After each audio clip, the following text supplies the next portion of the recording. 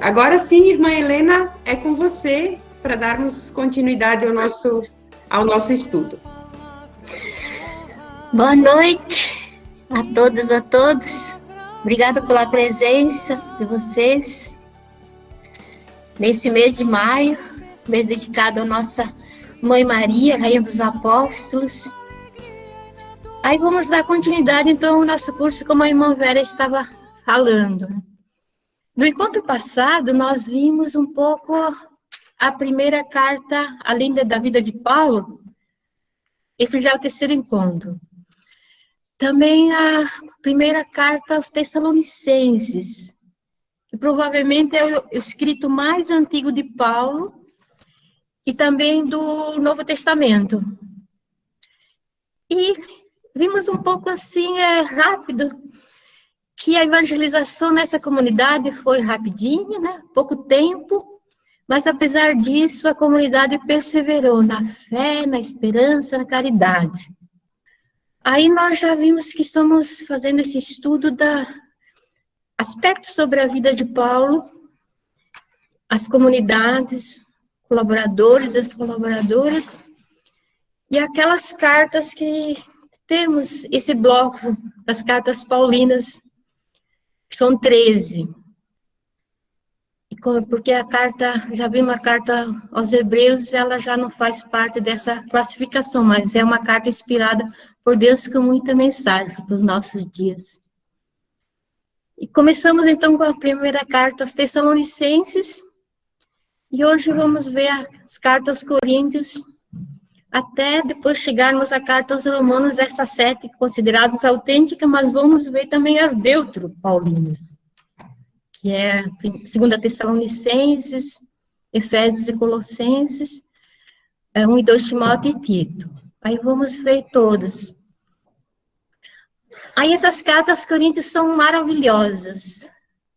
Então eu tentei colocar alguns aspectos, mas temos muito mais elementos para nós pesquisarmos e aprofundarmos assim nas nossas Bíblias, livros, internet.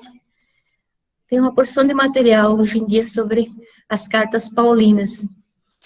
E a primeira carta aos Coríntios, ela fala muito bonito assim sobre a questão das celebrações, porque é isso que manteve viva a tradição, né? E continua até hoje.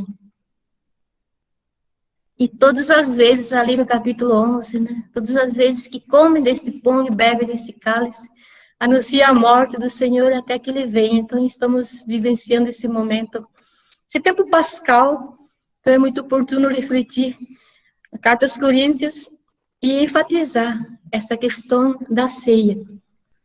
Aí, como era a cidade de Corinto, não sei se vocês tiveram a possibilidade de assistir o vídeo da Verbo Filme, que a irmã Vera compartilhou com vocês, que é muito assim, importante, essa equipe do Verbo Divino, Verbo Filme, ali que eles trabalham assim, muito bem as cartas. Então, é um filme muito bom, um vídeo muito bom para entendermos o contexto, para a gente não fazer a leitura fundamentalista, é sempre bom ver assim o contexto, a realidade da época, para depois atualizar nos nossos dias.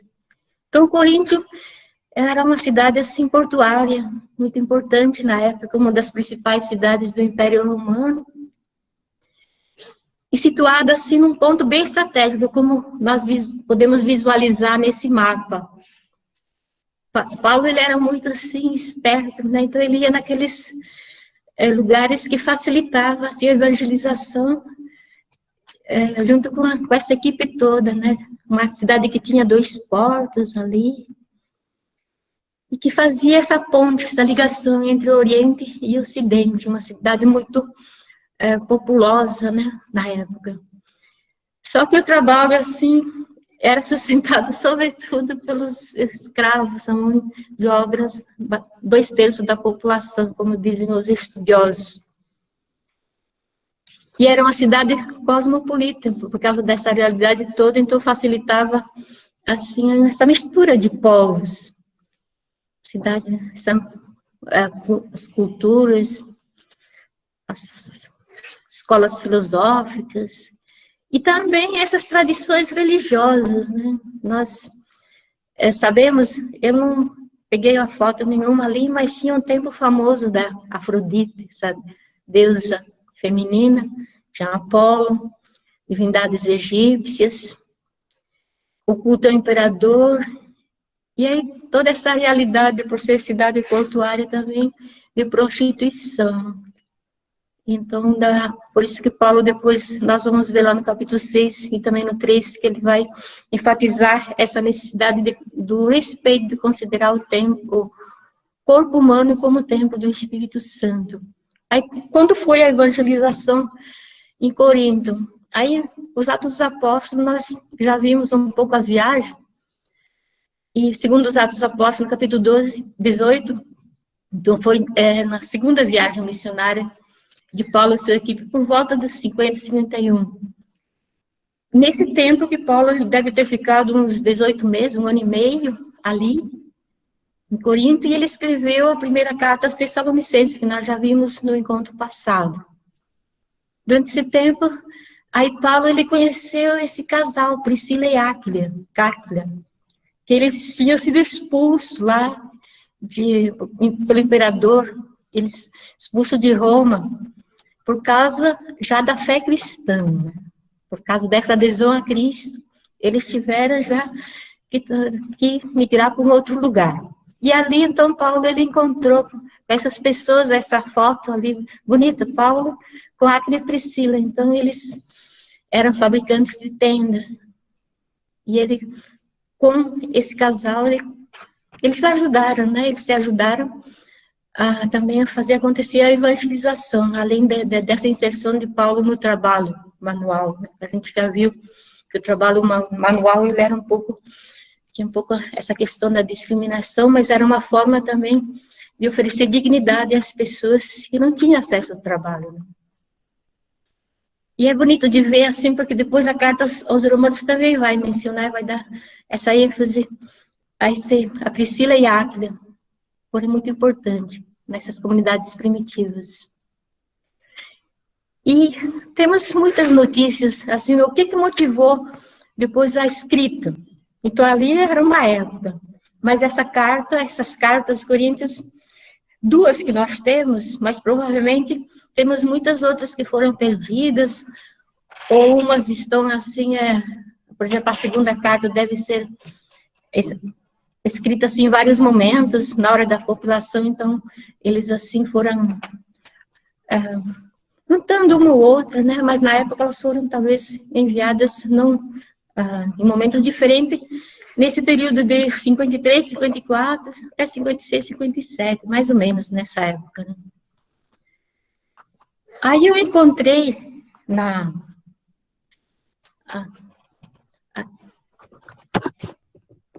Bíblia, aqui da CNBB, um texto assim, muito importante para a gente compreender essa questão, que ali, na introdução dessa Bíblia, diz que provavelmente, então, aquilo que nós temos, essas 2 cartas, 1 e 2 Coríntios, aí elas seriam mais ou menos, no mínimo, umas 5 cartas. Uma carta pré-canônica, que é mencionada em 1 Coríntios 5, 9 a 13.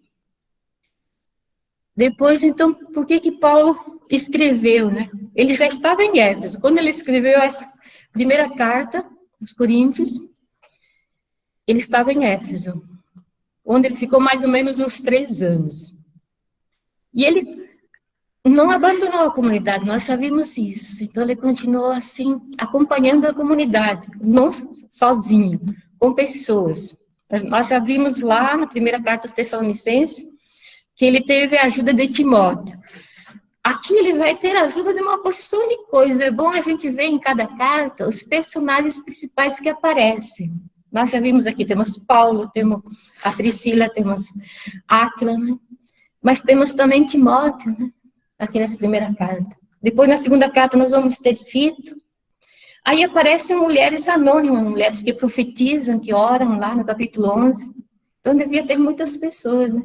Tem o Sóstenes, aqui no início da carta, e também ele foi espancado, diz, segundo os Atos dos Apóstolos, por causa de Paulo. Então, personagens, assim, chaves para ajudar a compreender o contexto dessas comunidades e ver hoje também as pessoas que levam em frente as comunidades, que sustentam as principais lideranças. Então, aqui temos várias lideranças nessas comunidades. Aí depois, aqui então, nessas 5 cartas, que provavelmente, então, a Bíblia CNBB ali, nesse texto que eu coloquei ali, uma carta em lágrimas. Então, Paulo, ele sofreu muito, porque tinha pessoas, nós já vimos lá, porque Paulo, ele tinha uma abertura, assim como outras comunidades e outras pessoas, mas nem todos aqueles que aderiam a Jesus Cristo, eles tinham essa mesma abertura, então foi todo um caminho, um processo. E aí uma carta em lágrimas, e ele sofreu muito ali na 2ª carta aos Coríntios. Depois vocês lêem com calma, mas a gente perceber assim que aquilo que Paulo sofreu na época, nós também hoje em dia temos muitos conflitos e muitos sofrimentos em cada comunidade, em cada realidade. Então, 1 Coríntios é uma carta circunstancial. Então, ele recebeu informações dessa família ali de Cloé, que nós temos ali no capítulo 11, e também ele recebeu uma carta por escrito. Também eles enviaram a Paulo uma carta por escrito, colocando vários pontos que eles tinham dificuldades, mas que também tinham problemas lá, do incesto, várias questões de divisões na comunidade. Nós vamos ver agora com, assim, calma, um pouco. Você já deve ter visto muito, sabe melhor do que aquilo que a gente está falando aqui, né? Então, é uma carta circunstancial, nessa primeira. A partir daquilo que a Caína estava falando muito bem, né? Tinha, assim, as pessoas enviavam essa comunicação com o apóstolo, com a equipe missionária. Então, era uma coisa muito bonita, né? Porque aí eles sabiam essa realidade das comunidades e eles tentavam, juntos, encontrar soluções para ajudar nesse crescimento das comunidades. Aí a estrutura da primeira carta aos Coríntios, assim como as cartas todas, se nós lembrarmos, já temos presente a primeira Tessalonicenses, agora essa, depois a 2 Coríntios também, então tem uma estrutura de uma carta mesmo, com uma introdução, com desenvolvimento e com uma conclusão.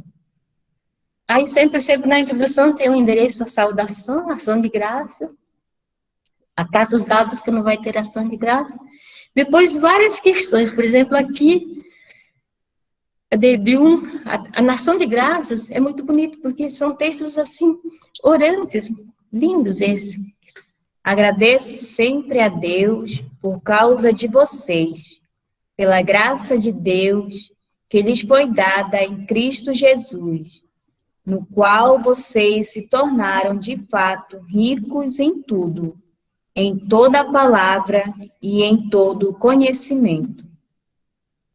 Isso, ação de graça, e antes disso nós já vimos o endereço ali, né? Paulo que está remetendo à igreja de Corinto, e Sóstenes, que ele era, nós vemos lá nos Atos dos Apóstolos, que ele era ligado à sinagoga, mas ele já foi fazendo esse caminho de adesão a Cristo, e ele é espancado por causa da fé em Cristo. Então, por isso que ele já, lá nos Atos dos Apóstolos, ele aparece ligado à sinagoga, mas aqui já como remetente da carta. Então, ele já está acompanhando Paulo nesse trabalho missionário, já se tornou colaborador. Aí, na primeira parte do desenvolvimento da carta, de 1 a 10 a 6, 20, temos várias questões. Então, fala das divisões das comunidades, vocês lembram? Sou de Cristo, sou de Apolo, sou de Pedro, né? De várias pessoas, de Paulo, né? Então, de Cefas, isso. E não temos tempo, assim, de ler todo o texto, mas aí, então, essa família de Cloé fez chegar até Paulo essa dificuldade, né? Porque isso confundia. E Paulo, então, ele tenta ajudar, junto com a equipe, essa comunidade a permanecer firme na fé em Jesus Cristo, que ele testemunhou, e na carta também, o ensinamento dele.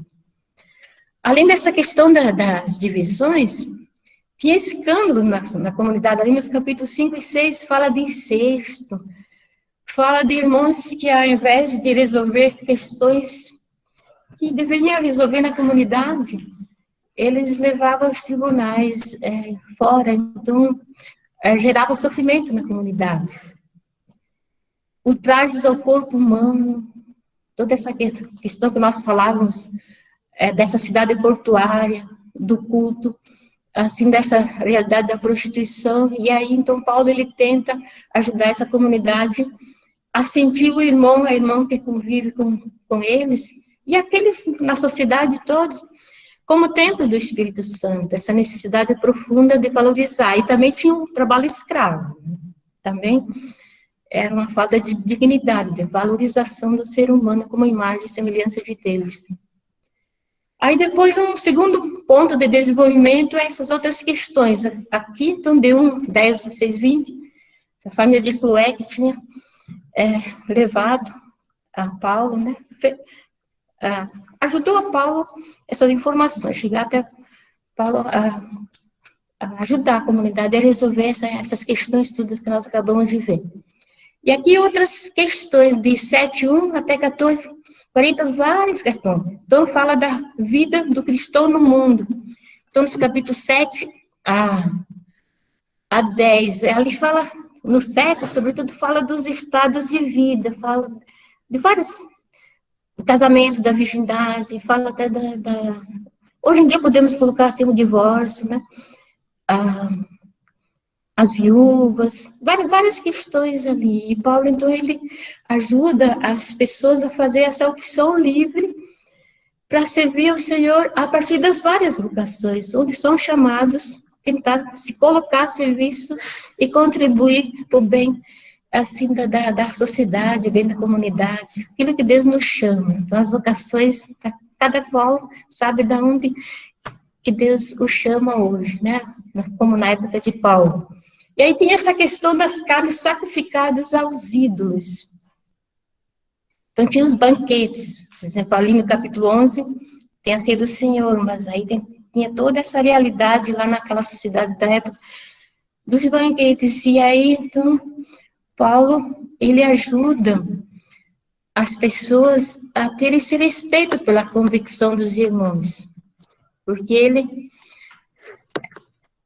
ele mesmo renunciou a coisas às quais tinha direito, né? É lindo isso, ó.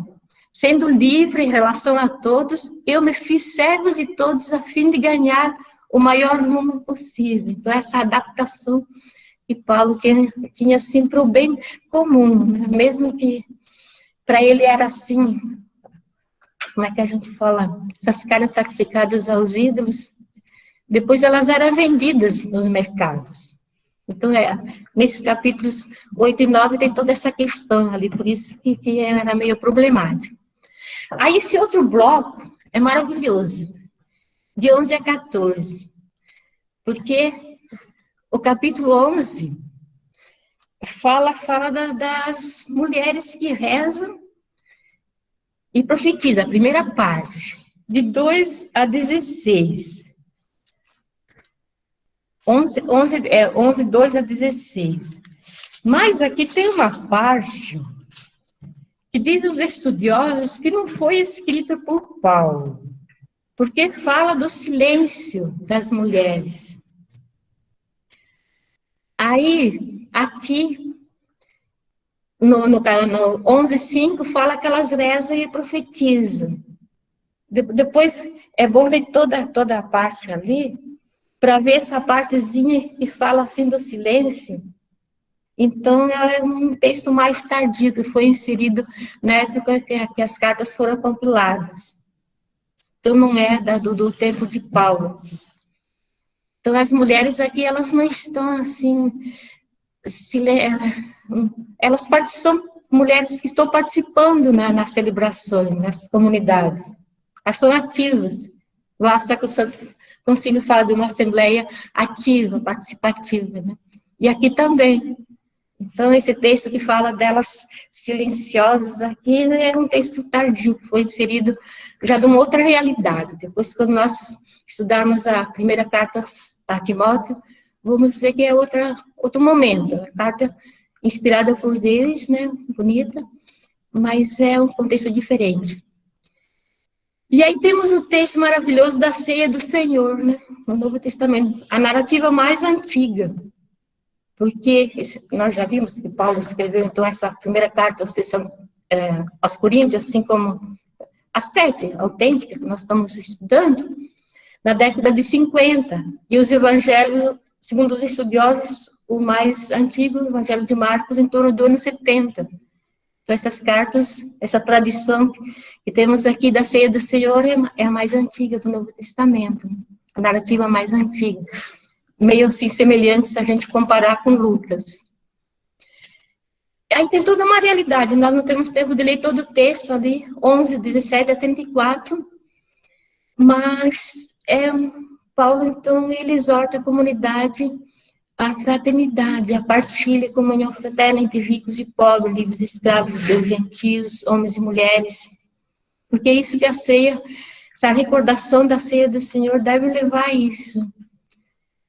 É bom ter presente que, na época, a ceia do Senhor, então, ela era acompanhada de um banquete fraterno. Então, depois, com o tempo, vocês podem ler Judas, versículo 12. Então, essa palavra ágape lá, ela faz referência a esses banquetes que acompanhavam as ceias.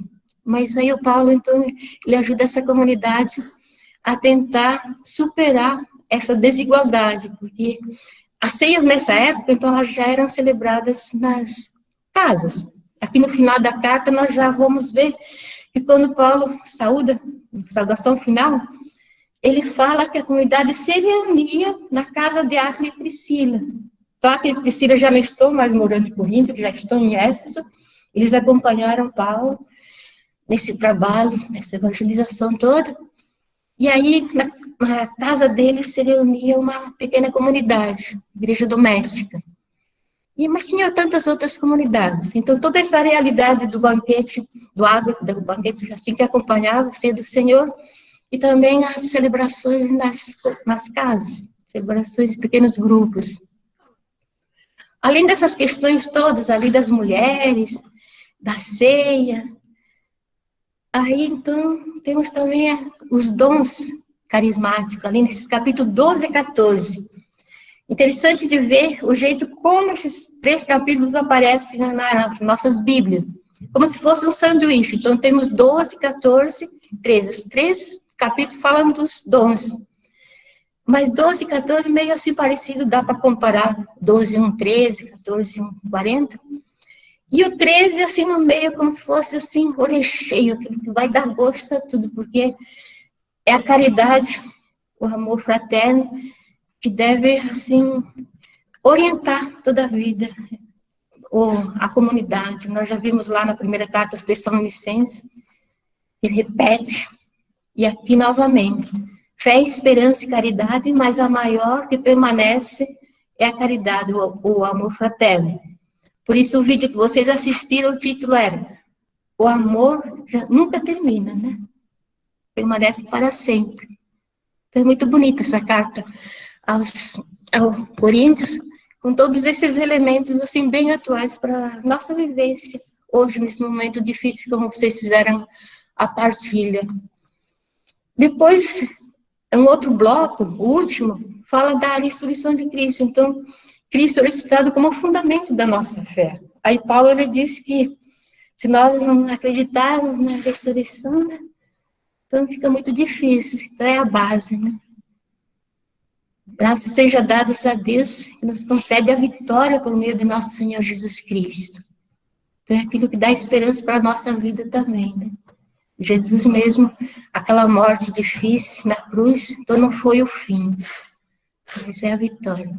E aí o capítulo 16 fala da coleta solidária, né, que nós já vimos no encontro passado, e quando Paulo foi levar essa coleta lá em Jerusalém, para as pessoas necessitadas, aí ele foi preso, toda essa realidade de sofrimento lá em Cesareia Marítima, mas Deus o acompanhou. E a carta termina assim bonita, né, para a gente ser vigilante, permanecer firme na fé. Aí com a parte conclusiva, né, com esses elementos ali das saudações finais. E aí fala aquilo que eu já mencionava, de Áquila e Priscila, da igreja que se reunia na casa. Maranatá, vem Senhor Jesus. Linda essa citação, né? Essa expressão. Que a graça do Senhor esteja com vocês. Eu encontrei uma foto linda na última revista de liturgia, no artigo lá sobre o Pai Nosso do Jerônimo, ele coloca essa mulher orante, lá das catacumbas de Priscila. Aí eu entrei na internet e encontrei essa foto. Então, é bom a gente fazer essa ligação. Então, ali no capítulo 11, falava que as mulheres rezam nessa comunidade, vibrante, ativa. Então, tinha participação de homens e mulheres, ricos e pobres, e de mulheres também, né? Então, elas não estavam em silêncio, elas eram ativas, participantes. E aqui na catacumba, então, Priscila em Roma, então essa mulher linda, assim, orando. Assim como, então, mais do que nunca a gente precisa fomentar essas comunidades, assim, com essa participação. A gente sabe, hoje em dia, quem leva para frente, mas tem muitos homens, muitas mulheres, trabalhar solidárias uns aos outros. Então, além de Priscila e Áquila, então, isso que eu coloquei ali, o Timóteo, Tito, que vai aparecer agora na segunda carta. Cristo nos chama a viver na santidade, em contínua conversão e coragem. Somos filhos da luz e do dia, Ele é fiel, conosco sempre estará.